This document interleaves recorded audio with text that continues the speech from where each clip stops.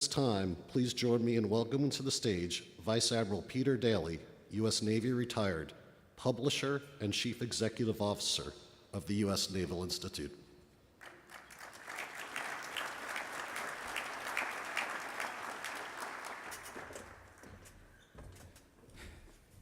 Okay, good morning. The first propaganda announcement's been made about sunny San Diego. That was good. We had a terrific day yesterday, high energy, and our keynotes challenged us to engage actively on the conference theme, the need to sharpen our competitive edge, carried through in the keynotes, the panel sessions, and the floor engagement theaters. And I also thought there was a strong sense of urgency to get on with several things. So that set us up well for today.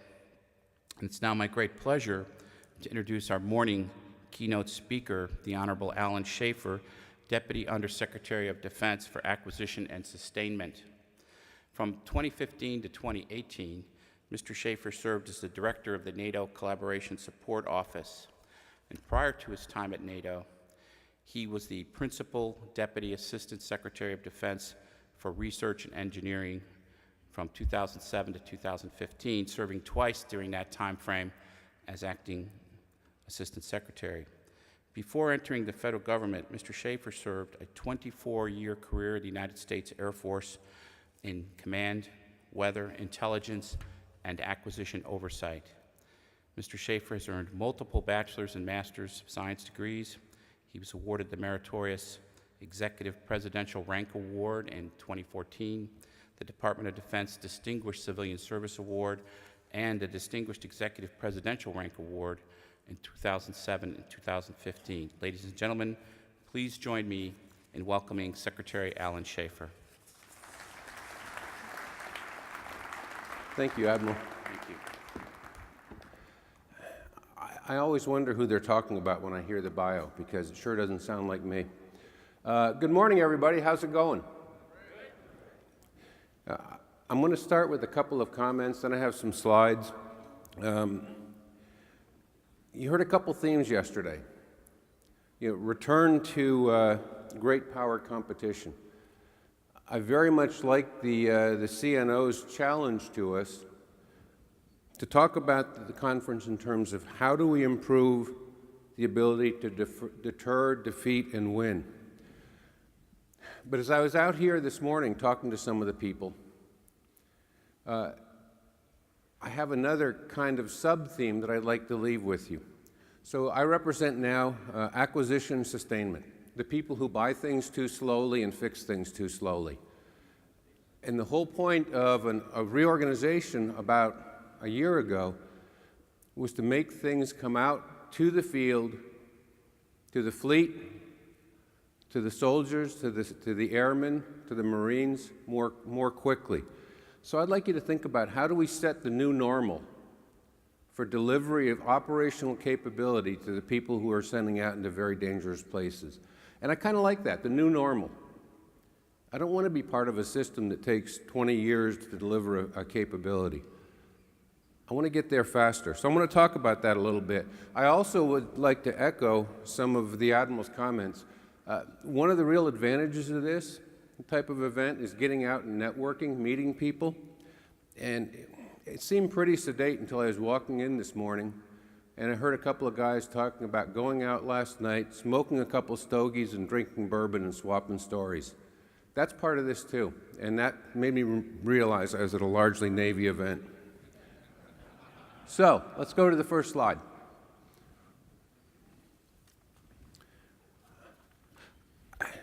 Typically, I hate these types of things where someone comes in with a mission statement.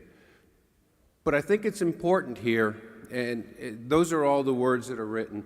How many of you remember the old Undersecretary for Acquisition Technology and Logistics? Okay, so about 10% of you. I got to tell you, you guys don't come to Washington enough. And I'm envious of that. So we had this old office that was responsible for everything from inception of idea to fielding. About 2 years ago, Congress split up the offices into one that I'm in right now acquisition and sustainment. How do we buy things better? How do we improve the operational throughput and maintenance of stuff? And they formed the Research and Engineering Office. But there was another major change. Most programs now have been delegated to the services to deliver more quickly, because the idea is the services have the fire in their belly to get things out, except for things like joint systems and that thing. So when I take all the words that are at the top of this with the mission statement, I think of it this way. My job is to do everything I can to field the best operational capability to the kids we employ, and do it for a good value for the taxpayer. And if we do that, we will do a much better job of reaching Admiral Richardson's goal of deter, defeat, and win. Now, I'm going to start with a little bit of high-level stuff, because how many of you have been in Washington, been stationed in Washington?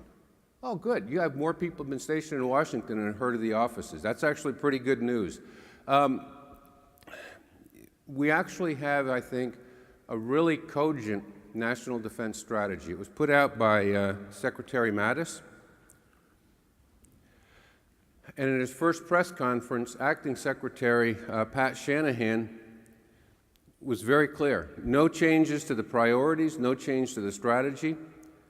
It's really, go faster on the implementation and execution of this.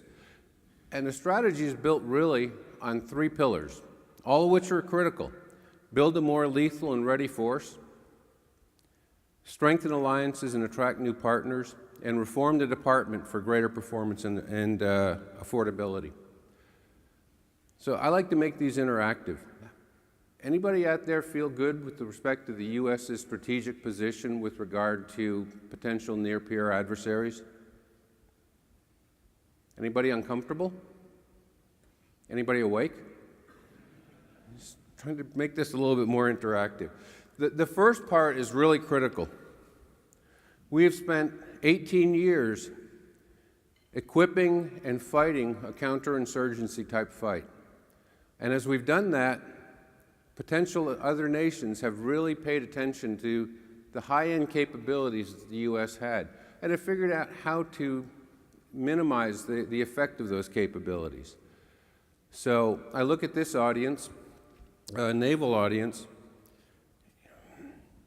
I'm not sure I'd want to be a surface warfare officer right now sailing in the Westpac, because China's done some really remarkable things in fielding capabilities that will make us stop and pause. We'll still go fight, and if we had to fight against China, I think we would win pretty decisively, but it would not be an easy fight.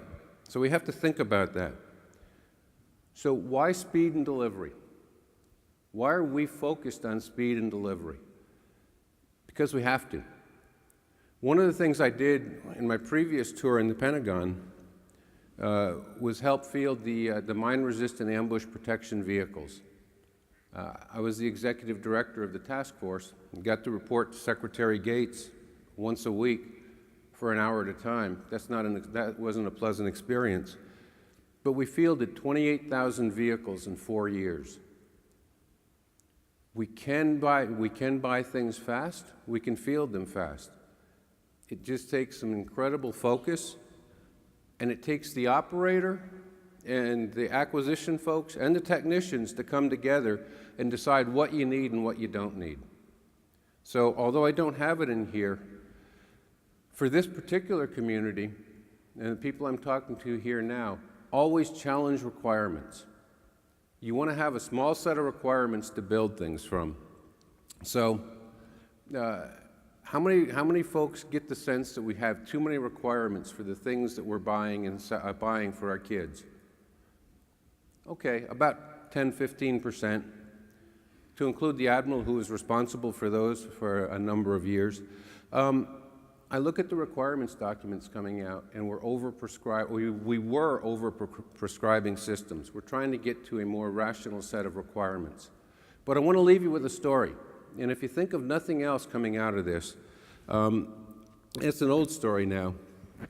How many folks bought an iPod in the old days? The millennials won't know what an iPod is. Apple was going out of business, and they needed a new product. Steve Jobs called his engineers in and said, I want you to build a device that holds 10,000 songs, can retrieve a song in 5 seconds, and has one button. That was the requirement set for the iPod that gave Apple the cash flow to move into all the things that we have now. That's how you set requirements. It's based on needs, and then let the engineers talk with the folks who are going to use it and deliver what has to be delivered at the right time. So why is this important? You hear a lot in the press lately about China. An unclassified report put out in January this year by DIA, and I'm just summarizing it a little bit, was really very good. If this is the unclassified report, you can imagine what would be behind the covers. But the DIA report, January this year, the People's Liberation Army has about 300 million active duty and reserve forces and $200 billion a year in funding. Doesn't sound like as much as in the US, but it's hard to compare dollars. What's important is they have been increasing their funding for military systems dramatically over the last decade, and now they have the largest navy in the region, in the Westpac region, with more than 300 ships. But they also have launched an aircraft carrier. It's nowhere near as good as the aircraft carriers in the US, but it gives them force projection power. They do have a nuclear triad, and most notably, they have fielded operationally their first fifth-generation fighter. Chinese systems are not as good as US systems yet, but the gap is closing very, very rapidly.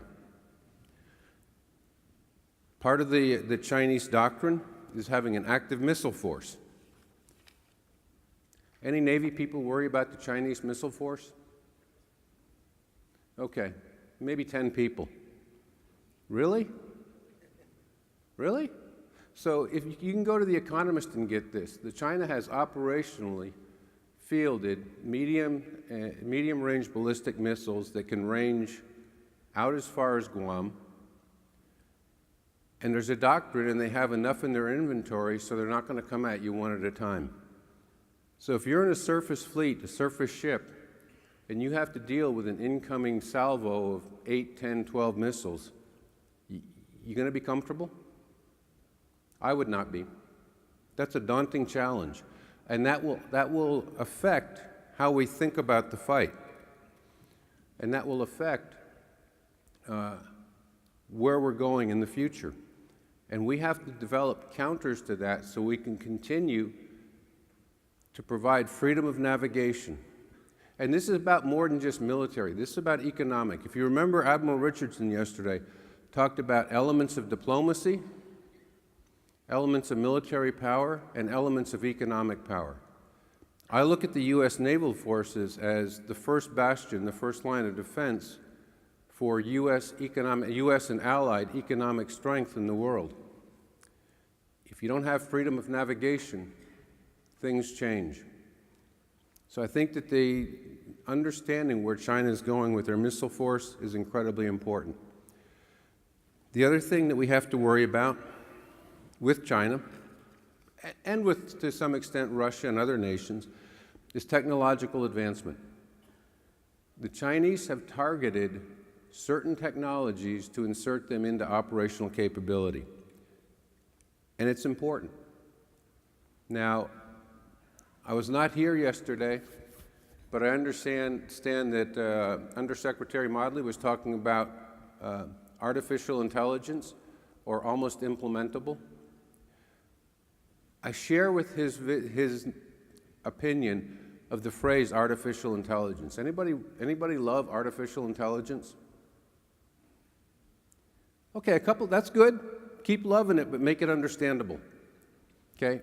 What's important about artificial intelligence is turning the information into a decision. How do you get to a decision space more quickly? So, when in doubt, I love The Economist. I hope you can see that in the back. The Economist had an article about a year ago, Does China Play Fair? They have gone into areas of intellectual property borrowing or theft. They've gone into cyber effects in a very large way. They're using economic pressure on the rest of the Westpac region, and their ethical basis is different than what ours is. Just a different frame of reference. But this is what we're looking at, and this is what we're facing. And why does it matter? Okay. I also stole this from The Economist, the cartoon.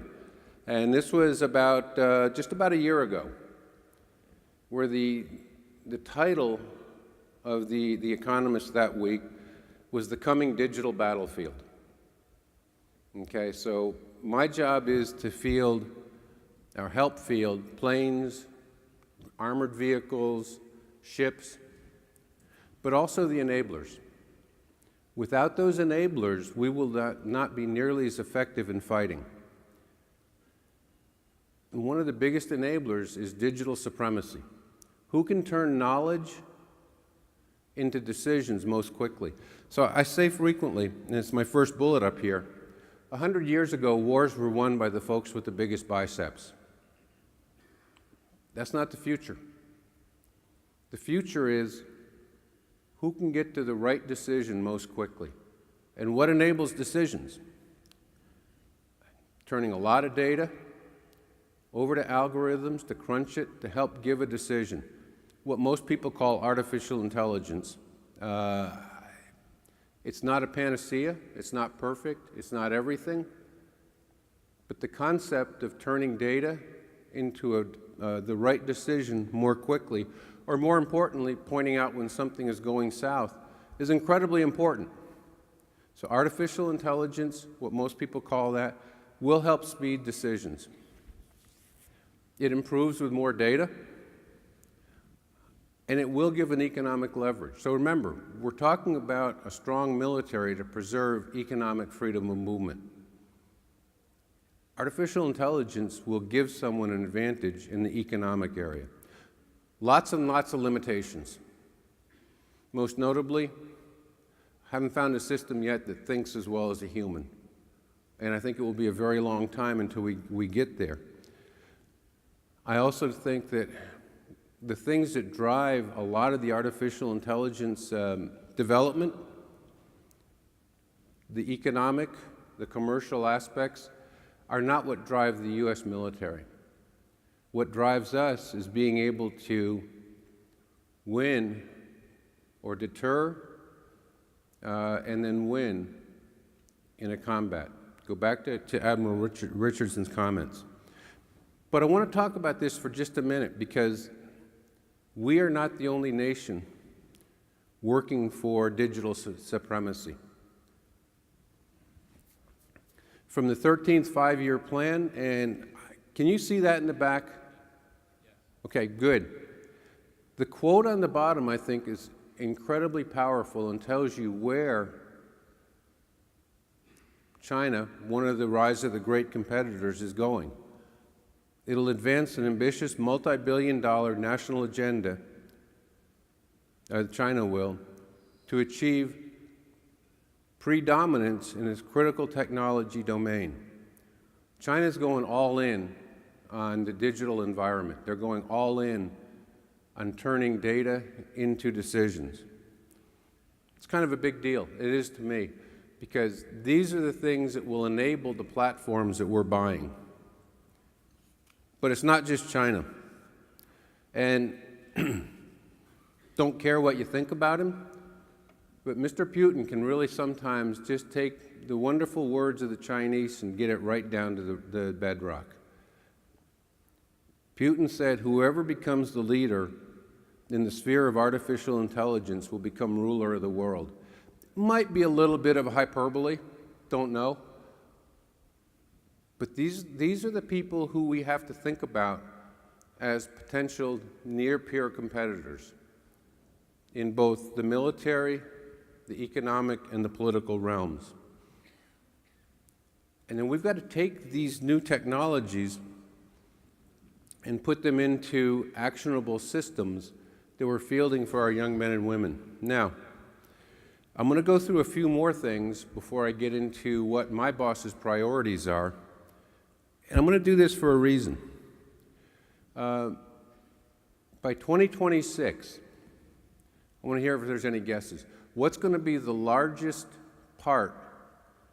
discretionary part of the U.S. budget if things don't change? Anybody know? Debt? I heard debt. Servicing the debt. Isn't that a lovely term? Servicing the debt. That means paying interest. That means the largest discretionary part of the budget by 2026, before we get any product, is paying interest. There's going to be some tough choices up ahead. So we're looking at the conventional force. How do we increase the number of ships in the Navy? How do we increase the number of airplanes and squadrons in the Air Force? How do we increase and modernize naval and naval, marine, and Air Force maritime? At the same time, we're implementing a missile defense review. Came out in, again, about January. And if you haven't read it, it's a pretty remarkable document. But I'll give you the banner at the bottom.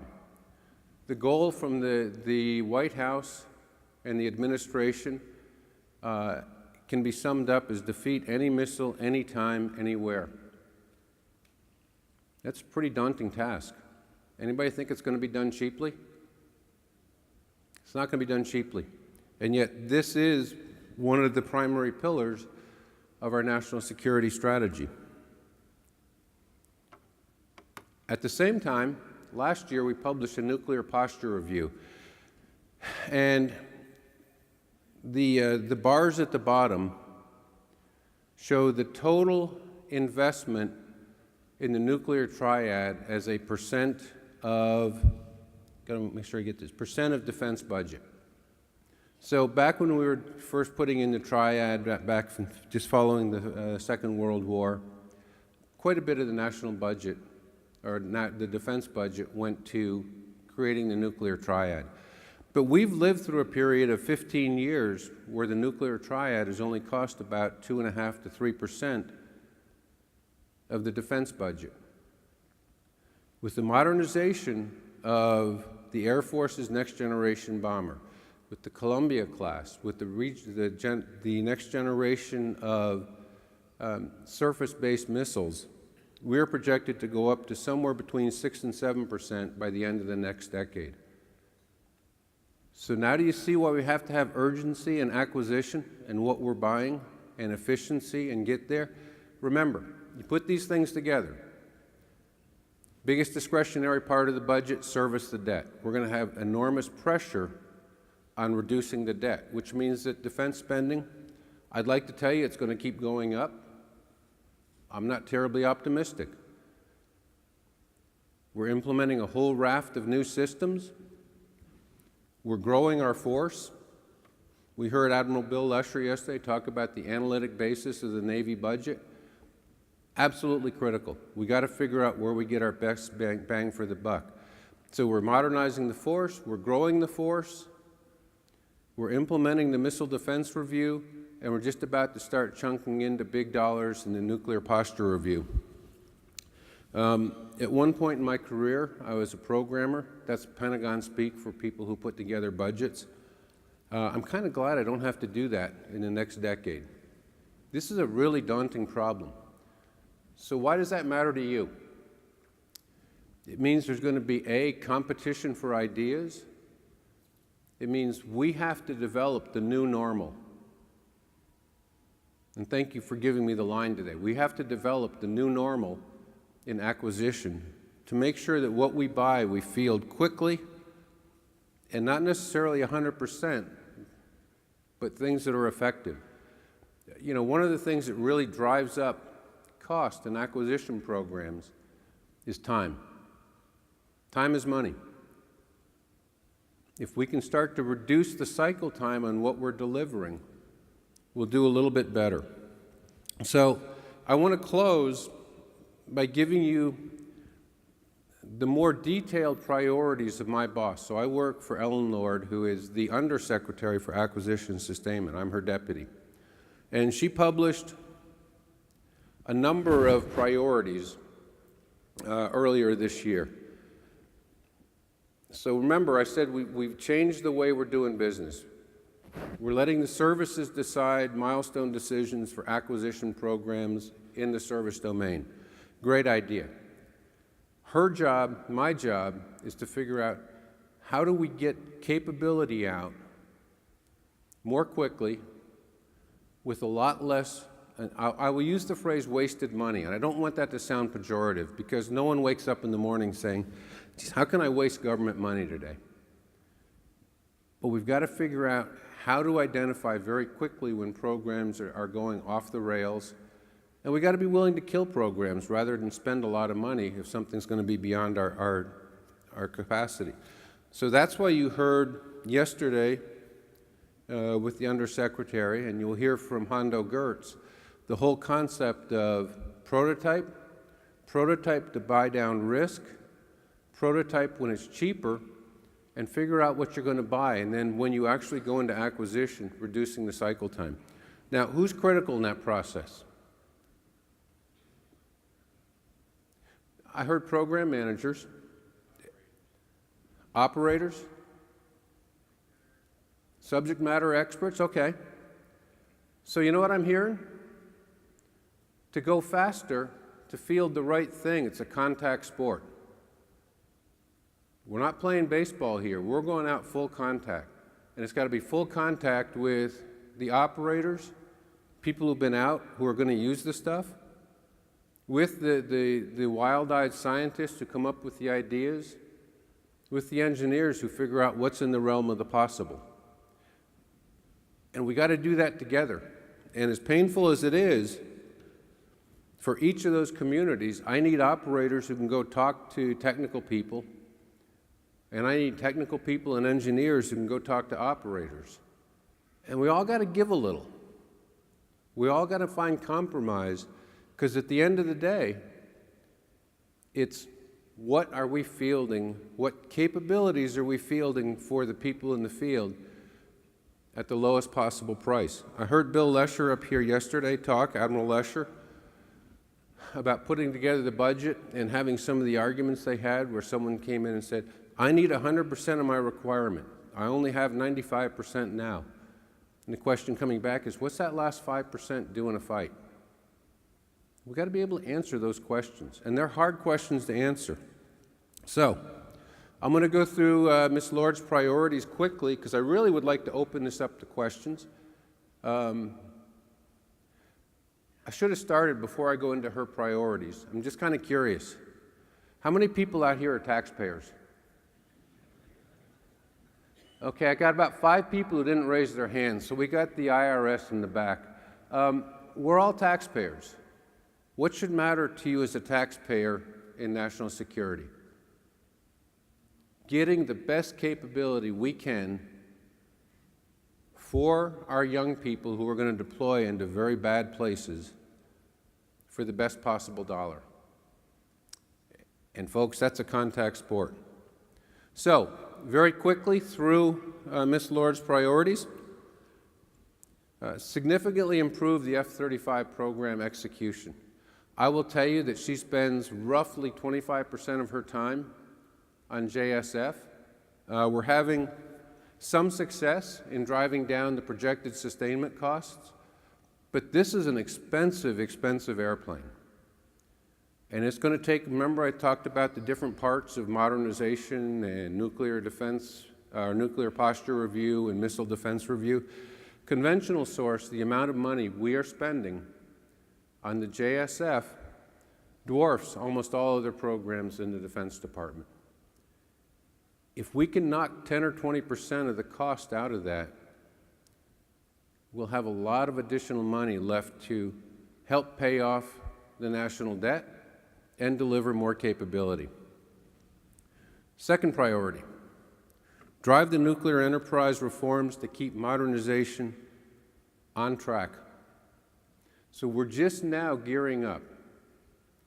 We're taking a really hard look at how realistic are the costs and schedules for the B-21 Avenger, for the Columbia class, for all of the follow-on parts of the nuclear missile, or the nuclear deterrent. And that's a hard job. We also have to remain responsive to combatant commanders' needs now. Probably the highest priority is the day-to-day fight and making sure the people we have deployed downrange have the gear that they need. The second one, the Used Warfighter Senior Integration Group, is really a bureaucracy, but it's a group that's been brought together, was brought together about 6 years ago, comprised and co-chaired by the Joint Chiefs of Staff J3 and the Undersecretary for A&S, with the comptroller in the room, with the requirements folks in the room. It's really a model of how do you decide what you're going to buy, get there very quickly as a contact sport. Okay. I was talking to some people over here earlier, and the Undersecretary yesterday talked about the number of manufacturers for certain components in turbine engines. I think it was the cowling or the case, and we're down to one. Last year, maybe about October, our office put out an open report responding to the President's Executive Order 13806. You can tell that these are done up for a Washington audience. So 13806 directed the department to look at the whole industrial base and determine where we might have critical shortfalls. Critical shortfalls are where you have either one or maybe two suppliers of something that's absolutely vital. We have over 120 different instances where we have critical shortfalls in the industrial base. Congress has responded. They've given us more money for things like Defense Production Act Title III, but we now have an implementation team going through and trying to figure out what are the most important industries to the U.S. to keep alive, to look to offshore with trusted partners. But folks, we don't want to be relying on supplies, on materials from nations that we can't trust. And we're getting there very quickly. So help us. And in the industrial base, if you have a supply shortfall, if you have a supply thread that isn't working particularly well, you've got to let people know. We have got to ensure that we maintain the industrial base. Accelerate efforts to deliver integrated chem, bio, radiological, and nuclear early warning to tactical commanders. Haven't said much about the nuclear biological threat now, but that is a growing threat in the world, and we've got to pay attention to it.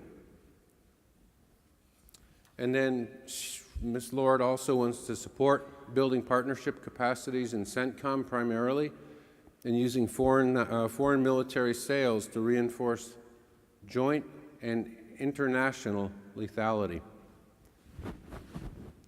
Okay, we've already talked about the nuclear enterprise and driving down the risk. We want to create and sustain resilient installations our warfighters can depend upon in peace and after an attack or natural disaster. So that's Washington speak for, I talked about the missiles from China. If we have to deploy forces west, is it easier or harder if we have access to Guam? You want to have Guam there? Yes. Yeah. Could we lose some of the capabilities that are currently in Guam? Yes. So you start putting all this together. If we have to defend our economic freedom of motion and we have to go to the Westpac to fight, it becomes a much harder problem if we don't have the logistics basis forward to be able to provide capability. Okay, I'll go through these next couple quickly because I want to save time for questions. Strengthen alliances. The first one is very specific. The United Kingdom has a very good chemical biological weapons program. We want to look for the trusted allies and rely on those and not rebuild the capability here in the U.S. We're looking for more partners, especially in a couple parts of the world. We're looking to shape country engagement as part of the theater campaign plans through industrial engagement.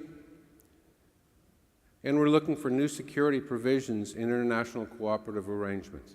So that's a nice way of saying we want to make sure we are protecting the important parts of U.S. systems, even in international arrangements. We're protecting them safely and securely. The third part of the National Defense Strategy was reform the department. That's really about finding things that we are doing now that we may not have to do in the future to free up money to go to combat capability. You've heard a lot about in the past tooth-to-tail ratio. Well, we're still looking to cut the tail and increase the tooth. So you can read these. Probably not much for folks in this audience. This one there is. Implementing Executive Order 13806. This really is an effort between industry and the government to make sure that our critical supply chains are secure and we can get the material we need to field systems. Haven't talked much about it. The second bullet, field a multi-tier supply chain visibility capability. We've got to know that when we buy things that we have security built in. So there's been a lot about some nations stealing intellectual property.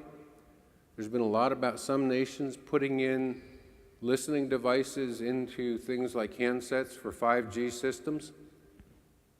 I think it was in the New York Times that the New York Times called out Huawei. We've got to make sure that what we're buying as commercial systems to integrate into a full capability, combat capability, have parts that we can rely on and we know what they're coming from. So with that, and looking at the clock, it's about right. I'd like to go ahead and stop.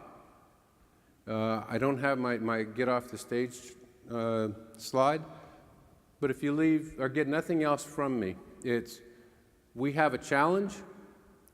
Money's going to be hard. We have to work much closer together to field systems that provide capability to our young kids that will make a difference.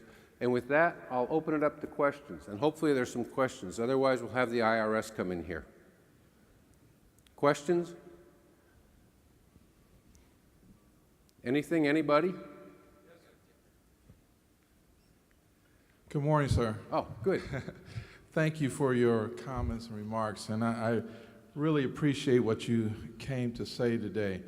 Your first slide had a statement that said best possible operational capability for the taxpayer.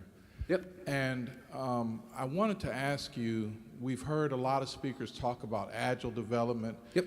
We've heard a lot of people talk about the culture in which we live in, and you've probably heard these questions before, but one of the things that I keep thinking keeps us from moving faster is the word best possible. And that agile is more of a risk aversion, but risk acceptance thing. So how do we change the culture that gives us the ability to go to best operational capability for the taxpayer, leaving out the word possible? So it's a great question. I actually would turn it. What we've been doing for the last quarter century is attempting to field the best operational capability. And we've been spending a lot of time and money to go from 90% to 100%. The concept and the use of the word best possible, and that implies in a timely manner, best possible is you get it to where it provides a really good capability for our troops, and you spin it out. Now, all of these initiatives we have ongoing, agile acquisition, great words. What it means is you got 5 years to demonstrate a capability. That's pretty powerful because you can buy down risk. When we look at the use of other transactions for development, not for buying a final end system. But when you look at using things like other transactions that allows you to get on contract faster and actually demonstrate something, then you buy down the risk. Then you decide what is the best possible capability I can field. Not the best, but the best possible. And then you have people who hopefully have some knowledge, do some trades. Do I have to have this last 10%? Will the 90% be good enough to give me capability? And most of the time, the 90% is pretty damn good. And if I can get to the 90% in 4 years, as opposed to the 100% in 10 years, I'm going to save a lot of money. Time is money. I'm going to get capability in the hands of the person who's going to use it. And then we can always enhance it and improve it. I mean, there's underlying things we haven't talked about, using open systems, modular open systems architectures for subcomponents. That will allow us to field what we can now and then upgrade as technology progresses. So you and I were at the same place. We're just using a different form of English. That's okay. The whole concept is do what you can do now, get it out, let people use it, and then improve on it. And is that what you're asking for? Yes, sir. We're on the same team. Hi, good morning, sir. Megan Eckstein with USNI News. I wanted to ask you about the sustainment side of your job. Across the services, maintenance depots and Navy public shipyards are facing backlogs of work. They're facing other challenges that are causing effects on military readiness. So I wanted to know kind of how you're looking at that whole enterprise for efficiencies, as well as maybe changes for day-to-day maintenance at the ship level or the squadron level that could perhaps reduce the workload on those depots and shipyards. So I'd like to tell you we have a coherent plan. I think Assistant Secretary McMahon, whose job is sustainment, does have a very good plan. I'm not going to make up elements here. What I know is that Bob and I have talked. We know that somewhere between 70 and 80% of all system costs are in sustainment. He's going out and looking at how various industries think about sustainment, things like using very large data sets with algorithms to do maintenance when you need it.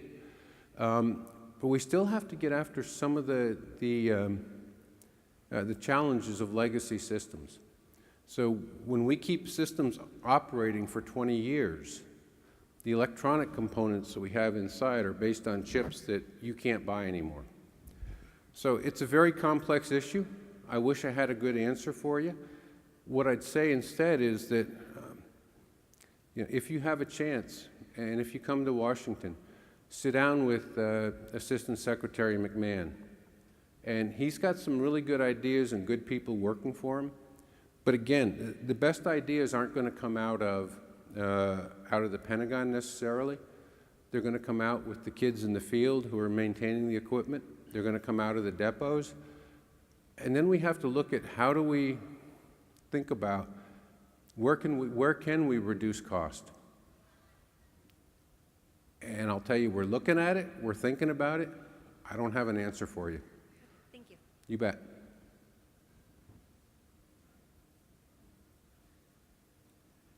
Stephen Cox, Spay War Systems Center. I am a chief engineer in the depot. So bottom line up front, I'm going to ask you, what is the best way to kill a requirement? I'll give you an example. We have legacy systems that are costing us 5 figures to maintain when a COTS system costs 3 figures to replace. We've got all the players in the room. Everyone looked at the problem and said, yes, but what can we do? We can't find the right combination of people, get the right agreement to remove a requirement. What is your advice? So I will give you your first question, your first sentence was really good. What's the best way to kill a requirement? Leadership courage. It sounds silly, but until you have leaders who are willing to say, this makes no sense, we're going to continue doing things that will leave you scratching your head. Having said that, whomever makes a decision to go a different way has to be willing to strap on body armor to his or her body and go into the Capitol and tell our 530 some odd member board of directors called Congress why we're changing something and why it might take business out of their district. It's complex. And at the end of the day, it all comes down to courage. Do we have the courage necessary to save money and do the right thing? And if we have leaders who don't, we're going to continue to flail. I was in Paris for 3 years. I came back. I noticed a change in temperament across the Pentagon. It's amazing what a near-peer adversary will do. From your position, you have to just be willing to continue to say, this is what we need to do, this is why it makes sense. But don't give me the argument in terms of technology. Give me the argument in terms of money that can be saved or capability that can be enhanced. And all discussion should be really framed around reduction in cost, increase in capability. And then if people still don't pull the trigger, then we got a bigger problem. So help us frame the argument in terms that will help us make a better business decision, because you're talking about business decisions. Did that answer your question? Or is it Washington bureaucratic? No, sir, I know what I have to do now. I will. Thank you. You bet.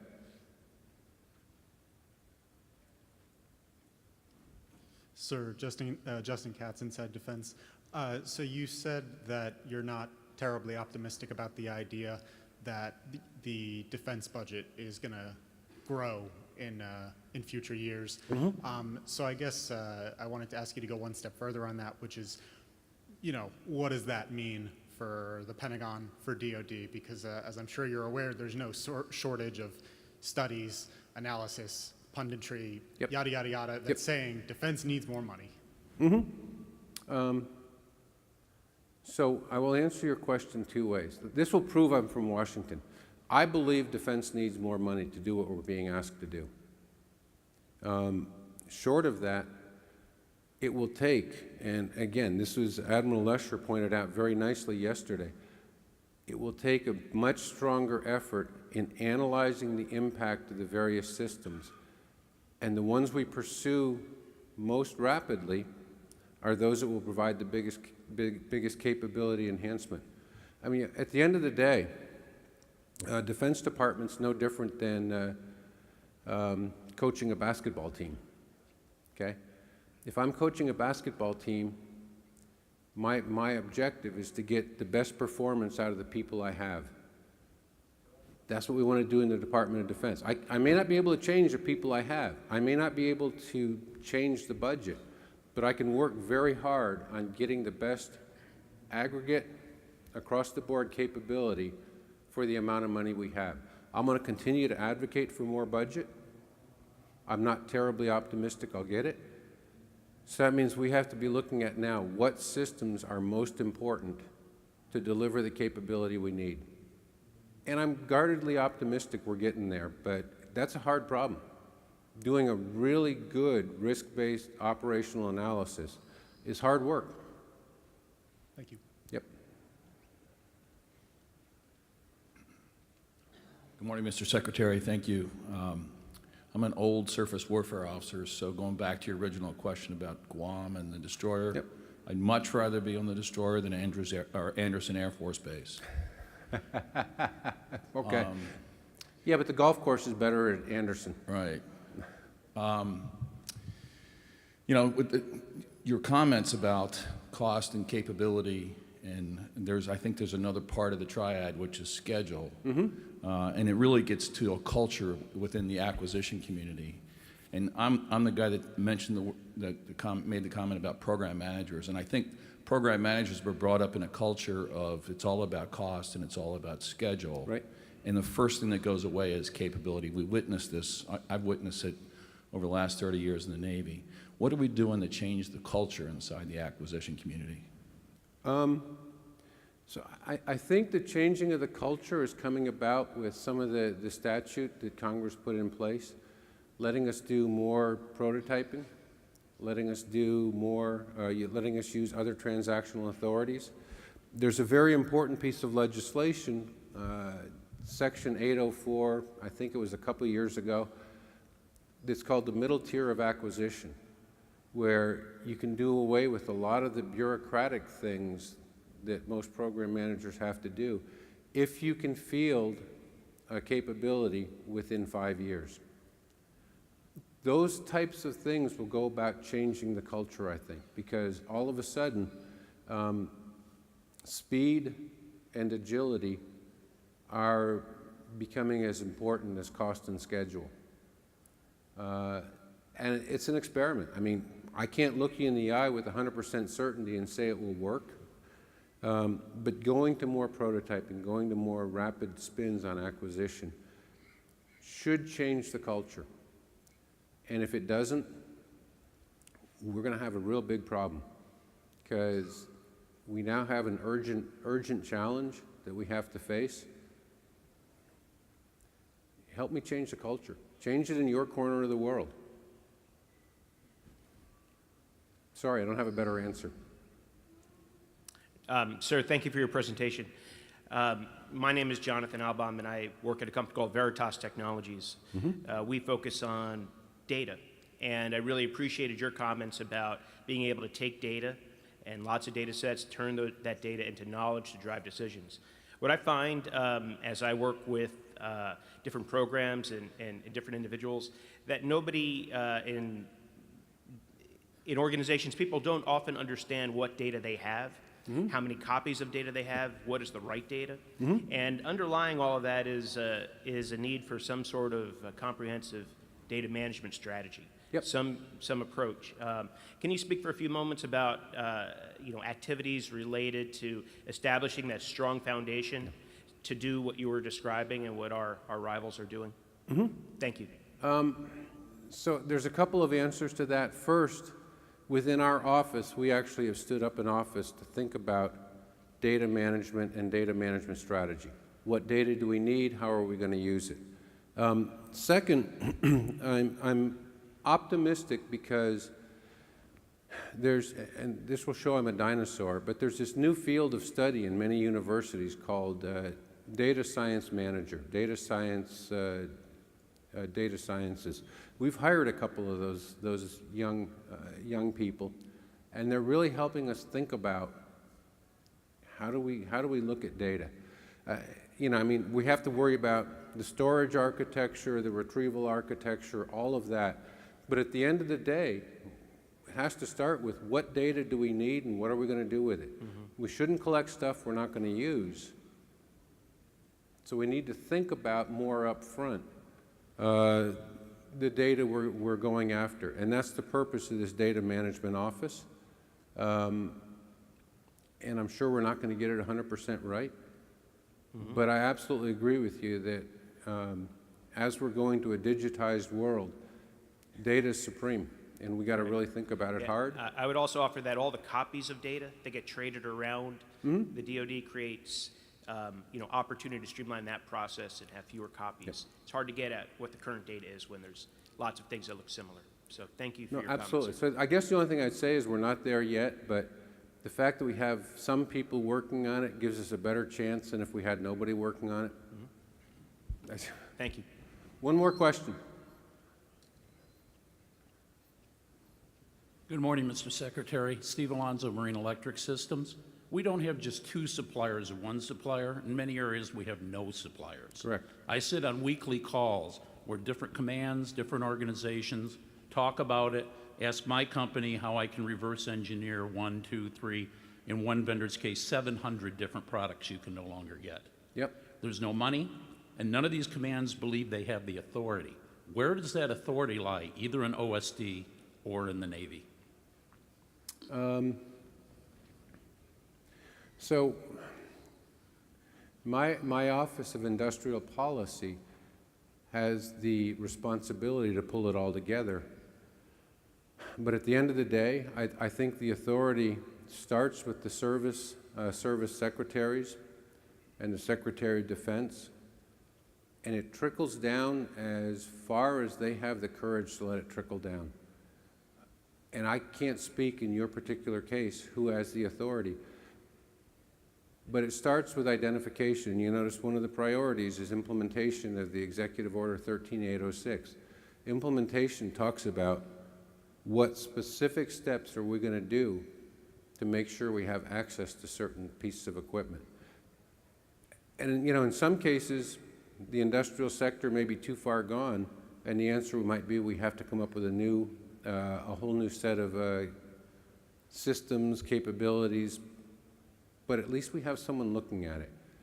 And the services are all involved at the SAE level with trying to think about what do we really need to protect first and foremost. And then at the end of the day, it's going to take a full court press by our office, by the services, and likely by some of you all going to work with Congress to explain why keeping this particular industrial partner alive is important. Thank you, sir. You bet. I think that's it.